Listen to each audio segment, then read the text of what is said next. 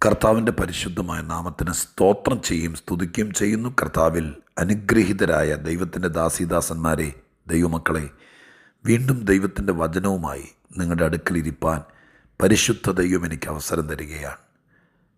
ശരീരം കൊണ്ട് അകലമാണെങ്കിലും ശബ്ദം കൊണ്ട് അടുത്തിരുന്ന് ദൈവത്തിൻ്റെ ദൂത് നിങ്ങളുമായി പങ്കുവയ്ക്കുന്നത് എനിക്കേറെ സന്തോഷമാണ്. ഞാനതിൽ ഒരുപാട് സന്തോഷിക്കുന്നു. ദൈവത്തെ ഒത്തിരി മഹത്വപ്പെടുത്തുന്നു. മുഖതാവിൽ കണ്ടിട്ടില്ലെങ്കിലും കർത്താവിനെ സ്നേഹിക്കുന്നവരോട് എൻ്റെ ദൈവത്തെക്കുറിച്ച് പറയാൻ ലഭിക്കുന്ന ഓരോ നിമിഷങ്ങളും ഏറ്റവും അനുഗ്രഹപ്രദമായി ദൈവസന്നിധിയിൽ വിനിയോഗിപ്പാൻ എൻ്റെ കഴിവിൻ്റെ പരമാവധി പ്രാർത്ഥനയോടെ ശ്രമിക്കുന്നു. അതിനുള്ള ദൈവത്തിൻ്റെ കൃപയും ഞാൻ ചോദിച്ചുകൊണ്ട് ഇന്ന് ദൈവം നമ്മോട് ഹൃദ്യമായി സംസാരിക്കേണ്ടതിന് പ്രാർത്ഥനയോടെ ദൈവത്തിൻ്റെ തിരുമൊഴികളിലേക്ക് നിങ്ങളുടെ ശ്രദ്ധയെ തിരിക്കുകയാണ്. എല്ലാവർക്കും എൻ്റെ പ്രത്യേകമായിരിക്കുന്ന സ്നേഹവന്ദനം. ദൈവത്തിന് 1000 നന്ദിയും സ്തുതിയും സ്തോത്രവും പുകഴ്ചയും മഹത്വവും കരയേറ്റിക്കൊണ്ട് തിരുവെഴുത്തിലേക്ക് ഞാൻ നിങ്ങളെ ക്ഷണിക്കുന്നു. വിശുദ്ധ മത്തായിയുടെ സുവിശേഷം 5-ാം അധ്യായം 1-ാമത്തെ വാക്യം ഞാൻ നിങ്ങളെ വായിച്ച് കേൾപ്പിക്കാം. മത്തായിയുടെ സുവിശേഷം 5-ാം അധ്യായം 1-ാമത്തെ വാക്യം. അവൻ പുരുഷാരത്തെ കണ്ടാറെ മലയിൽ കയറി. അവൻ ഇരുന്ന ശേഷം ശിഷ്യന്മാർ അടുക്കൽ വന്നു. അവൻ തിരുവായി മൊഴിഞ്ഞ് അവരോട് ഉപദേശിച്ചത് എന്തെന്നാൽ. മത്തായിയുടെ സുവിശേഷം 5-ാം അധ്യായത്തിൻ്റെ 1-ാം വാക്യം. യേശുക്രിസ്തു പുരുഷാരത്തെ കണ്ടാറെ. ഗിരിപ്രഭാഷണത്തിൻ്റെ തുടക്കമാണ്. മത്തായിയുടെ സുവിശേഷത്തിൽ 4-5 പ്രധാന പ്രഭാഷണങ്ങൾ നമ്മുടെ കർത്താവ് ശിഷ്യന്മാരോടും തന്നെ അനുഗമിച്ചവരോടും പറഞ്ഞതായിട്ട് തിരുവെഴുത്തിൽ നമുക്ക് വകതിരിച്ച് മനസ്സിലാക്കാൻ കഴിയുന്നു. അതിൽ കർത്താവിൻ്റെ പരസ്യ ശുശ്രൂഷയുടെ പ്രാരംഭ സമയത്ത് പതിവായി കർത്താവിനെ പിൻപറ്റുന്ന ചിലരെ കർത്താവ് ശ്രദ്ധിച്ചു. എന്നും അപ്പം തിന്നാനും അത്ഭുതം കാണാനും വേണ്ടി മാത്രം വന്ന കുറേ ആളുകൾ പുരുഷാരത്തിൻ്റെ ഇടയിൽ കർത്താവിനുണ്ടായിരുന്നു, കർത്താവിനെ പിൻപറ്റാൻ ഉണ്ടായിരുന്നു എന്നുള്ള കാര്യം വേദപുസ്തക വായനയിൽ നിന്ന് നിങ്ങളും ഗ്രഹിച്ചിട്ടുണ്ടായിരിക്കുമല്ലോ. എന്നാൽ യേശുവിൽ എന്തോ കണ്ടിട്ട്, യേശുവിൻ്റെ വാമൊഴികളിൽ എന്തോ പ്രത്യേകതയും അത്ഭുതങ്ങളും തിരിച്ചറിഞ്ഞിട്ട് കർത്താവിൻ്റെ പ്രഭാഷണങ്ങൾ തുടങ്ങിയ കാലഘട്ടത്തിൽ, കർത്താവിൻ്റെ ശുശ്രൂഷ ആരംഭിച്ച കാലഘട്ടത്തിൽ യഹൂദന്മാരുടെ മറ്റിതര റബിമാരെക്കാൾ ക്രിസ്തുവിൽ ഒത്തിരി മാറ്റം. ക്രിസ്തുവാണ്, ദൈവമാണ് എന്നൊക്കെ തിരിച്ചറിഞ്ഞവർ ചുരുക്കമാണ്. എങ്കിലും മറ്റു പലരേക്കാൾ ശ്രേഷ്ഠമായി, മറ്റു പലരേക്കാൾ മാന്യമായി ക്രിസ്തുവിൽ കണ്ട യഹൂദ ജനതയിൽ ഒരു കൂട്ടം ആളുകൾ കർത്താവിനെ പതിവായി പിൻപറ്റാൻ തുടങ്ങി. യേശു എവിടെയുണ്ടോ അവിടേക്ക് അവരെത്തിച്ചേരും. യേശു പടക് കയറി അക്കരെ കയറിയാൽ ഏതെങ്കിലും വഴിയിലൂടെ ഇവരക്കരയെത്തും. യേശു മലയിലാണെങ്കിൽ ഇവരവിടെ എത്തും. യേശു താഴ്വരയിലാണെങ്കിൽ അവിടെ കാണും. അങ്ങനെ കർത്താവിനെ പിൻപറ്റാൻ ആളുകളുണ്ടായപ്പോൾ കർത്താവ് അവരെ നോക്കി ഒരു മലയിൽ കയറി. ആ മലയിൽ അവർ തടിച്ചുകൂടുമ്പോൾ അവരോട് സംസാരിക്കാൻ തുടങ്ങുകയാണ്. ആ ഭാഗമാണ് വിശുദ്ധ മത്തായി 5, 6, 7 അധ്യായങ്ങൾ കാണാൻ കഴിയുന്നത്. ഗിരിപ്രഭാഷണം എന്ന പേരിൽ സുപ്രസിദ്ധമാണ് സുവിശേഷ ചരിത്രത്തിലെ ഈ ഭാഗങ്ങൾ. ഇത് പറയുന്നത് ലോക ചരിത്രത്തിൽ ഒരു മഹാരഥനും ഒരു മാന്യനും ഒരു ഗുരുവും ഇന്ന് വരെ പറയാത്ത രീതിയിൽ മനുഷ്യന് ഏറ്റവും പ്രയോജനമുള്ളതും മനുഷ്യൻ്റെ അകത്ത് നിന്ന് നിരാശയെ പാടെ കോരിക്കളയുന്നതുമായിരിക്കുന്ന വാക്കുകളാണ്. നിങ്ങൾ ഗിരിപ്രഭാഷണം വായിച്ച് നോക്കണം. ഒത്തിരി നിരാശരാണോ നിങ്ങൾ? പ്രതീക്ഷയ്ക്ക് വകയില്ലാത്തവരാണോ? നിങ്ങൾ മനസ്സിടിഞ്ഞിരിക്കുന്നവരാണോ? പലവിധ കാര്യങ്ങൾ ചെയ്തിട്ട് നിങ്ങൾ രക്ഷപ്പെടത്തില്ലെന്ന് തോന്നിയിരിക്കുന്നവരാണോ? ഞാൻ നിങ്ങളോട് പറയുന്നു, നിങ്ങൾ ഗിരിപ്രഭാഷണം വായിച്ചു നോക്ക്. അവിടെ പറയുന്നു, കരയുന്നത് ശാപമാണ്, ദുഃഖിക്കുന്നത് പാപമാണ്, അല്ലെങ്കിൽ നിങ്ങളുടെ എന്തോ പ്രശ്നമാണ്. ഇങ്ങനെയൊന്നുമല്ല പറയുന്നത്. ജീവിതത്തിൻ്റെ തീവ്രമായിരിക്കുന്ന വേദനകൾ, പച്ചയായ യാഥാർത്ഥ്യങ്ങൾ, ജീവിതം മുന്നോട്ട് കൊണ്ടുപോകാൻ നിവൃത്തിയില്ലാതെ കരഞ്ഞും ദുഃഖിച്ചും ഭാരപ്പെട്ടും ഈ ലോകത്തിൽ സമുന്നതന്മാരുടെ കയ്യിൽ നിന്ന് നീതി നിഷേധിക്കപ്പെട്ടും ആ നീതി കിട്ടാൻ വേണ്ടി മനസ്സുകൊണ്ട് ആഗ്രഹിച്ചുമൊക്കെ വെമ്പൽ കൊണ്ട് ജീവിക്കുന്ന ആളുകൾക്ക് നൊമ്പരം മാറ്റാനുള്ള ഏറ്റവും അനുഗ്രഹീതമായിരിക്കുന്ന ആത്മവാക്കുകളാണ് അരിമനാഥൻ ഗിരിപ്രഭാഷണത്തിലൂടെ നൽകി തന്നത്. മനസ്സ് തളരുമ്പോൾ, രക്ഷപ്പെടില്ലെന്ന് തോന്നുമ്പോൾ, നിരാശ നമ്മുടെ മനസ്സിനകത്ത് ചെതൽപ്പുറ്റുപോലെ കൂടുവയ്ക്കുമ്പോൾ ഗിരിപ്രഭാഷണം വായിക്കുക. കർത്താവിൻ്റെ തിരുമൊഴികൾ നമ്മളെ ഭയങ്കരമായിട്ട് ശക്തിപ്പെടുത്തും എന്ന് പറഞ്ഞുകൊണ്ട് ഞാൻ ഗിരിപ്രഭാഷണത്തിൻ്റെ ആമുഖ വാക്കാണ് 5-1. അതിലൊരു കാര്യമാണ് ഇന്നത്തെ തലവാചകത്തിന് ഞാൻ ഉപയോഗിച്ചത്. അതിങ്ങനെയാണ്: യേശുക്രിസ്തു പുരുഷാരത്തെ കണ്ടാറേ. ആ വാക്ക് ഞാൻ ശ്രദ്ധിച്ചു. കർത്താവ് പുരുഷാരത്തെ കണ്ടാറേ. പുരുഷാരം എന്നതൊരു ബിബ്ലിക്കൽ ഭാഷയാണ്. നമുക്ക് മനുഷ്യരെ എന്ന് തിരുത്തി വായിക്കാം. യേശു മനുഷ്യരെ കാണുമ്പോൾ, അയ്യോ, ആ വാക്ക് നിങ്ങൾ ഒന്നോടെ ശ്രദ്ധിച്ചേ. ദൈവമായവൻ, രക്ഷകനായവൻ, കരുണാമയൻ, മനുഷ്യന് വേണ്ടി താണഭൂമിയിൽ ഇറങ്ങി വന്നവൻ, ആത്മരക്ഷകൻ, സ്നേഹത്തിൻ്റെ മൂർത്തിഭാവമായ ശ്രീ യേശു മനുഷ്യരെ കാണുമ്പോൾ, അത് മതമൊന്നുമില്ല, വലിപ്പച്ചെറുപ്പമില്ല, ആണെന്നോ പെണ്ണെന്നോ ഇല്ല, ഇന്ന കുടുംബത്തിൽ, ആഠ്യത്വത്തിൽ, പാരമ്പര്യത്തിൽ, ക്രിസ്തീയ കുടുംബത്തിൽ, അങ്ങനെയൊന്നുമില്ല. നിങ്ങൾ മനുഷ്യനാണോ? അത്രയും മതി. ഞാൻ പ്രസംഗിക്കുന്ന, ഞാൻ പറയുന്ന ഈ കർത്താവായ യേശു മനുഷ്യരെ കാണുമ്പോൾ, അയ്യോ, ഞാൻ യേശു മനുഷ്യരെ കാണുമ്പോൾ കർത്താവിൻ്റെ മനോഭാവങ്ങളും കർത്താവിൻ്റെ നടപടികളുമാണ് പറയാൻ വരുന്നത്. പക്ഷെ പെട്ടെന്ന് എൻ്റെ മനസ്സിൽ വരുന്നു, നമ്മളെക്കുറിച്ചൊരു വാക്ക് പറഞ്ഞിട്ട് യേശുവിനെക്കുറിച്ച് പറയാൻ ചില ആളുകൾക്ക് മനുഷ്യനെ കാണുന്ന ഇഷ്ടമല്ലെന്ന്. സത്യം പറയുന്നത്. അയ്യോ, നിങ്ങൾക്ക് അറിയാമോ, അടച്ചിട്ട മുറിക്കകത്ത് മനുഷ്യനെ കാണാൻ ഇഷ്ടമില്ലാതെ ഒതുങ്ങിയിരിക്കുന്ന ആളുകൾ നമ്മുടെ ഈ കേരളത്തിനകത്തുണ്ട്. മനുഷ്യനെ കാണുന്ന പേടിയാണ്. മനുഷ്യനെ ഇഷ്ടമല്ല, മനുഷ്യനോട് സമ്പർക്കം ഇഷ്ടമല്ല. ഞാൻ ആത്മാവിൽ പറയുന്നു, അതൊരു ദൈവികമല്ല, ദിവ്യ സ്വഭാവമല്ല.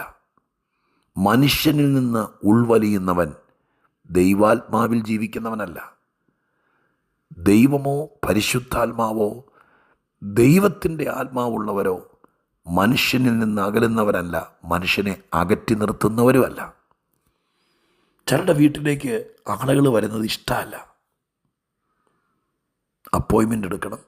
ഇതൊക്കെ ഒരുപക്ഷെ കാലേ കൂട്ടി തിരക്കിനിടെയൊക്കെ ശരിയായിരിക്കും. പക്ഷേ ഒരു മനുഷ്യൻ ഗേറ്റ് കടന്ന് വീട്ടിലേക്ക് വരുമ്പോൾ മനസ്സിനകത്ത് വല്ലാത്ത കയ്പും, വരുന്നുണ്ട് രാവിലെ മെനക്കേട്, അയ്യോ, ഒരിക്കലും പറയരുത് കേട്ടോ. അയാളൊരു പക്ഷെ ശല്യമായി തോന്നിയാലും മനുഷ്യനല്ലേ, ദൈവത്തിൻ്റെ സദൃശ്യത്തിൽ സൃഷ്ടിച്ച മനുഷ്യനല്ലേ. തിരുവെഴുത്തിൽ വായിക്കുന്നുണ്ട്, അറിയാതെ പലരും ദൂതന്മാരെ പോലും സൽക്കരിച്ചിട്ടുണ്ട്. കർത്താവ് ഒരിക്കൽ പറഞ്ഞു, ആളുകൾ ചോദിച്ചു, അയ്യോ, ഞങ്ങളെപ്പോഴാണ് അങ്ങയ്ക്ക് ധരിക്കാൻ വസ്ത്രം തന്നത്, കഴിക്കാൻ ആഹാരം തന്നത്? യേശു പറഞ്ഞു, ഈ ചെറിയവരിൽ ഒരാൾക്ക് പോലും ചെയ്തത് ഞാൻ എനിക്ക് ചെയ്തതാട്ട കണക്കിട്ടിരിക്കുന്നതെന്ന്. ഇപ്പം എൻ്റെ പ്രിയപ്പെട്ടവരെ, ആരെങ്കിലും മനുഷ്യനായവൻ നമ്മുടെ വീട്ടിലേക്ക് വരുമ്പോൾ ആടിനെയും കോഴിയും ആട്ടി പായിക്കുന്ന പോലെ പായിക്കരുത്. മനുഷ്യനെ കാണുന്നതിൽ ഒരു ഇഷ്ടം ഉണ്ടായിരിക്കണം, ആളുകളെ കാണുന്നതിൽ സന്തോഷം ഉണ്ടായിരിക്കണം. ചിലപ്പോൾ വേർപ്പിൻ്റെ മണമുള്ളവർ കാണും, ചിലപ്പോൾ എന്തെങ്കിലുമൊക്കെ മുഷിഞ്ഞ വസ്ത്രം ധരിച്ചൊരു കാണും. അതൊന്നും അല്ലല്ലോ മനുഷ്യൻ.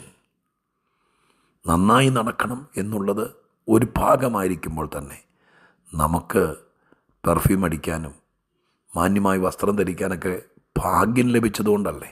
അതില്ലാത്തവർ ഈ ലോകത്തിലുണ്ടപ്പോൾ അവരെ കൂടി പരിഗണിക്കണ്ടേ?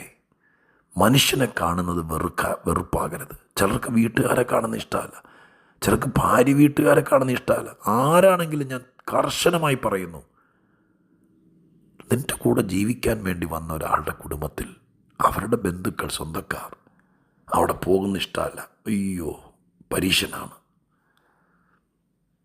ഞാൻ സ്നേഹത്തോടെ പറയാം, മനുഷ്യരെ കാണുന്നതിൽ തൽപരരായിരിക്കണം, മനുഷ്യനെ കാണുന്നതിൽ ഇഷ്ടപ്പെടണം, മനുഷ്യനോട് ചേർന്ന് നിൽക്കണം, മനുഷ്യരെ ചേർത്ത് നിർത്തണം.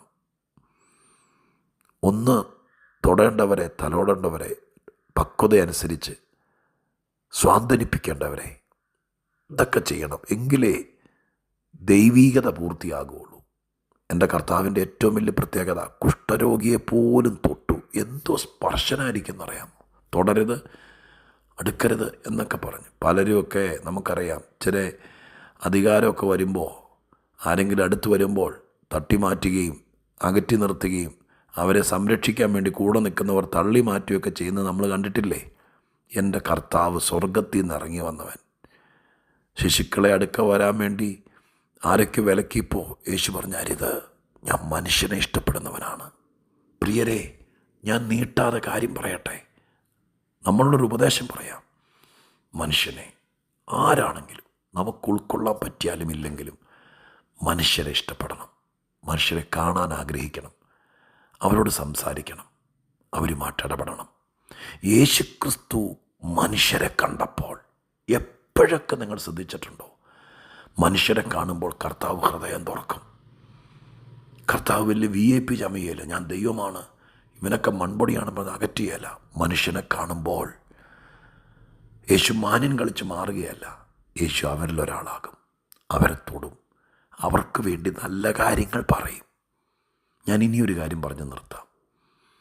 പുരുഷാരത്തെ കാണുമ്പോൾ കർത്താവിന് ഇത്രയും ആർത്തിയും ആവലും ഉണ്ടെങ്കിൽ, ഞാൻ വെറും ഒരു പുരുഷാരത്തിൻ്റെ ഒരാളല്ലല്ലോ, എൻ്റെ ദൈവത്തിൻ്റെ മോനല്ലേ ഞാൻ. നിങ്ങൾക്ക് അങ്ങനെ ഒന്ന് പറയാൻ പറ്റുമോ നോക്കി? ഞാൻ ദൈവത്തിൻ്റെ മകളല്ലേ, ഞാൻ കർത്താവിൻ്റെ കാന്തയല്ലേ, ഞാൻ യേശുവിനെ രക്ഷകനായി സ്വീകരിച്ച ആളല്ലേ, ഞാൻ സ്വർഗത്തിൻ്റെ അവകാശിയല്ലേ, എൻ്റെ യേശുവിൻ്റെ കൂട്ടവകാശിയല്ലേ.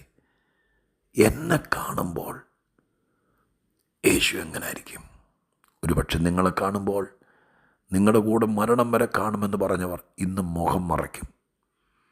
നിങ്ങളെ കാണുമ്പോൾ പെട്ടെന്ന് വണ്ടി കയറി കഥ കടച്ച് അവർ വണ്ടി വിടും. പക്ഷെ ഞാൻ ചോദിക്കുന്നു, നമ്മുടെ കർത്താവ് നമ്മളെ കണ്ടാൽ എന്തായിരിക്കും? ഒരു കാര്യം കൂടി പറഞ്ഞു നിർത്താം. 38 കൊല്ലം കൊളക്കരയിൽ കിടന്നൊരു മനുഷ്യനെ യേശു ദൈവാലയത്തിൽ വെച്ച് കണ്ട കാര്യം യോഹന്നാൻ്റെ സുവിശേഷത്തിൽ പറയുന്നുണ്ട്. അവിടെ വെച്ച് കണ്ടപ്പോൾ ഇനി ഇവൻ ശല്യമാകുമെന്ന് ഓർത്ത് മാറിപ്പോയില്ല, അവനെ ചേർത്ത് നിർത്തി, അവനെ ഉപദേശിച്ചു. നീ ഇവിടെ വെച്ച് കണ്ടല്ലോ, ഇനി പാപമൊന്നും ചെയ്യരുത് കേട്ടോ. സ്നേഹിച്ചു. പ്രിയരെ, ആരൊക്കെ നിങ്ങളെ കണ്ട് മുഖം മറച്ചു പോയാലും യേശു നിങ്ങളെ കണ്ടാൽ നിങ്ങളോട് ഒത്തിരി കാര്യം പറയും. നിങ്ങൾ രക്ഷപ്പെടാനുള്ള, നിങ്ങൾ ഉയരാനുള്ള, നിങ്ങൾ മാനിക്കപ്പെടാനുള്ള, നിങ്ങൾ സമാധാനത്തിൽ ജീവിക്കാനുള്ള, നിങ്ങൾ നിത്യതയിലെത്താനുള്ള ഒത്തിരി കാര്യങ്ങൾ പറയും. ഞാൻ ആശംസിക്കുന്നു നിങ്ങൾക്ക് ദൈവത്തെ കാണാൻ, കർത്താവ് നിങ്ങളെ കാണാൻ കൂടെ കൂടെ അവസരം ഉണ്ടാകട്ടെ. നിങ്ങളുടെ ലൈഫ് ചേഞ്ച് ആകട്ടെ. നിങ്ങളെ, എന്നെ, എൻ്റെ യേശു കണ്ടാൽ കുറച്ച് നേരം ഞാൻ ഈ പ്രാർത്ഥിച്ച് കഴിയുമ്പോൾ ഇരുന്ന് ചിന്തിക്കുക, എന്നിട്ട് എഴുന്നേറ്റ് പോയാൽ മതി. എന്നെ യേശു കണ്ടാൽ എന്തായിരിക്കും യേശുവിൻ്റെ സന്തോഷം? എന്തായിരിക്കും പറയാൻ പോകുന്നത്? എന്തായിരിക്കും തരാൻ പോകുന്നത്? എന്തായിരിക്കും ചെയ്യാൻ പോകുന്നത്? ഞാൻ ഇങ്ങനെയൊക്കെ ചിന്തിക്കും കേട്ടോ. എൻ്റെ മനസ്സിനകത്ത് ബൈബിൾ വായിച്ചിട്ട് എൻ്റെ സമയം മുഴുവൻ ഞാൻ ചിലവാക്കുന്നത് ഇങ്ങനത്തെ കാര്യങ്ങളിലാണ്. ഞാനിരുന്ന് ചിന്തിക്കും, എന്നെ യേശു കണ്ടാൽ യേശുവിൻ്റെ മുഖം അങ്ങനെ ആയിരിക്കും, യേശുവിന് എന്നോട് എന്തായിരിക്കും പറയാനുള്ളത്? നിങ്ങളും ചിന്തിച്ചു നോക്ക്. കർത്താവ് അടുത്ത് വരും. ഞാനിനി പ്രാർത്ഥിക്കാം. പരിശുദ്ധ ദൈവമേ, ഞങ്ങളുടെ സ്വർഗീയ പിതാവേ, എന്നെ എൻ്റെ കർത്താവ് കണ്ടാൽ, ഈ വചനം കേൾക്കുന്നവരെ എൻ്റെ യേശു കണ്ടാൽ, പുരുഷാരത്തിൽ ഒരാളെ കണ്ട പോലെ ആയിരിക്കില്ല. അങ്ങയ്ക്ക് ഒത്തിരി ഇഷ്ടമാണ് ഞങ്ങളെ. പലർക്കും ഞങ്ങളെ ഇഷ്ടമല്ല, കാണുന്നത് ഇഷ്ടമല്ല. പക്ഷെ ഞങ്ങളെ ഒരാൾക്കൂട്ടത്തിനിടയിൽ വെച്ച് കണ്ടാൽ പോലും അടുത്ത് വന്ന് ചേർത്ത് നിർത്തി ഞങ്ങളുടെ വിജയത്തിനുള്ള വാക്ക്, ഗിരിപ്രഭാഷണം പറയാൻ കാരണം പുരുഷാരത്തെ കണ്ടതുകൊണ്ടാണ്. മനുഷ്യനെ കാണുമ്പോൾ അവൻ മാന്യനാകാനുള്ളതൊക്കെ പറഞ്ഞു കൊടുക്കുന്ന കർത്താവേ, അങ്ങയുടെ മക്കളാവുന്ന ഞങ്ങളെ കാണുമ്പോൾ അങ്ങ് എന്തെല്ലാം പറഞ്ഞു തരും. ഇന്ന് ഞങ്ങൾക്ക് ഒത്തിരി കാര്യം പറഞ്ഞു തരണേ. അങ്ങയുടെ സന്നിധിയിൽ 5 മിനിറ്റെങ്കിലും ശാന്തമായിരിക്കുന്ന, അങ്ങയുടെ മുഖത്തേക്ക് നോക്കിയിരിക്കുന്ന ആരെങ്കിലും ഉണ്ടെങ്കിൽ അവരെ കാണുമ്പോൾ ആരും പറഞ്ഞു കൊടുക്കാത്തത് വിജയ രഹസ്യങ്ങൾ പറഞ്ഞു കൊടുക്കണേ. ദൈവം അത് ചെയ്യണം. യേശുവിൻ്റെ നാമത്തിൽ പ്രാർത്ഥിക്കുന്നു, കേൾക്കണമേ പിതാവേ. ആമേൻ.